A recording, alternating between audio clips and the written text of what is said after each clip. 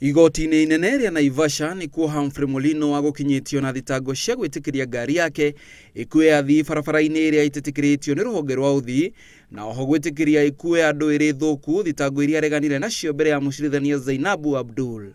Kũhĩtũkĩra wakiri wake, Mulino nĩ orire igoti rĩu rĩtĩkĩrie kũmũrekereria na bail ĩtarĩ ya igũrũ mũno, kuona nĩ akoretwo anyitanĩire na maabitha a borithi kuma o rĩrĩa mũtino ũcio wahanĩkire, na oho nĩ onanĩtie atĩ ndangĩaga gũthiĩ gũthikĩrĩria cira wake.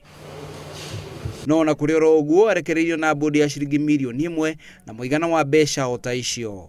Na kuo mochari-inĩ ya Chiromo, andũ a nyũmba ya andũ arĩa marakuire mũtino-inĩ ũcio mambĩte kambĩ kuo kũgeria gũtambũra mĩĩrĩ ya endwa ao, ũndũ ũrĩa merĩtwo wahota kuoya ihinda rĩa mweri ũmwe.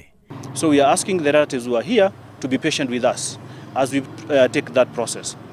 So tomorrow from about 9 in the morning we'll be able to open those body bags where we are able to see a face which is identifiable. We will allow the relatives who are there to identify that person, but otherwise then we'll proceed with the postmortem. Ndereba hamwe na ikanga rĩa ngari ĩno na iria yakuagĩra mwena wa Gĩthũrai no marethanwo nao thutha wa kwĩrĩkana atĩ nĩ metharire thutha wa mũtino ũcio ũrĩa wacũngĩrĩirie ikuũ cia andũ matanyihĩire 20.